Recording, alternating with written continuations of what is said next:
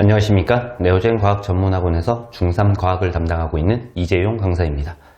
자, 이번에는 2024학년도 2학기 중간고사 봉일천 중학교 3학년 내신 분석을 해보도록 하겠습니다. 자, 전체적인 난이도는 중간 정도 난이도로 분석되는 시험 문제였다라고 볼 수 있고요. 그래서 평소 공부한 내용을 바탕으로 시험을 봤으면은, 긴장하지 않고 시험을 봤으면은 좋은 결과가 있던 시험이었다라고 분석이 되어지는 것이었습니다. 자, 특이사항으로는 물리와 생명과학 파트 위주로 출제가 되었는데, 기본 개념 문제, 그리고 간단한 계산 문제, 실험 탐구 위주 문제로 출제가 된 것으로 보여지고요. 서술형 문항 없이 전부 객관식 문항으로 출제가 되었다라는 특이사항을 볼 수 있었습니다. 자, 단원별로 조금 분석을 해보면은, 자, 물리 파트는 1학기 파트였는데 2학기 중간에서 본 파트라고 보면 되고요.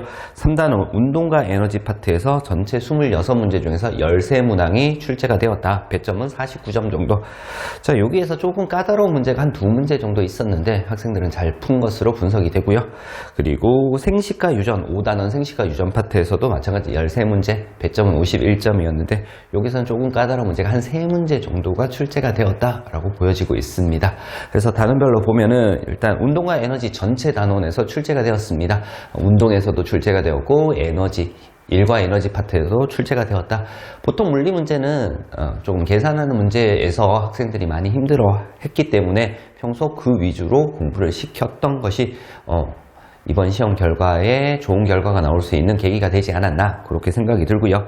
자, 기본 개념 바탕으로 해결하는 문제, 그리고 공식만 알고 있으면 공식에 대입해서 쉽게 풀 수 있는 계산하는 문제 위주로 구성이 되어 있고, 평이한 난이도의 문제라고 분석이 되어졌습니다. 그래서 평소 꾸준히 공부했던 학생들 같은 경우에는 물리 문제가 생각보다 쉽게 느껴졌을 것이다, 그렇게 분석이 되어지고 있고요.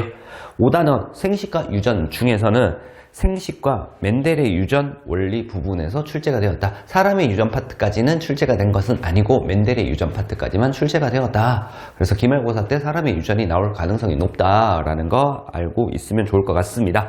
자, 기본 개념 및 원리를 이해하는 문제, 그리고 실험 탐구 위주의 문제들로 주로 출제가 되어서 유전 같은 경우에 멘델의 유전 법칙 같은 경우에는 확률 계산하는 간단한 계산 문제까지 추가해서 출제가 된 것으로 보여지고 있고요.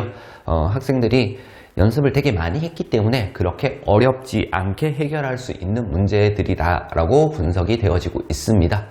자, 그래서 일단 학원에서 기본적으로 공부한 내용에서 크게 벗어나지 않는 문제들로 출제가 되었기 때문에 학원에서 꾸준히 공부한 학생들은 전부 다 좋은 결과가 있었던 거고, 그리고 마찬가지로 기말고사 대비도 학원에서 주어주는 프로그램 위주로 잘 따라와 준다면은 기말고사도 분명 좋은 결과가 있을 것이라고 예상이 됩니다.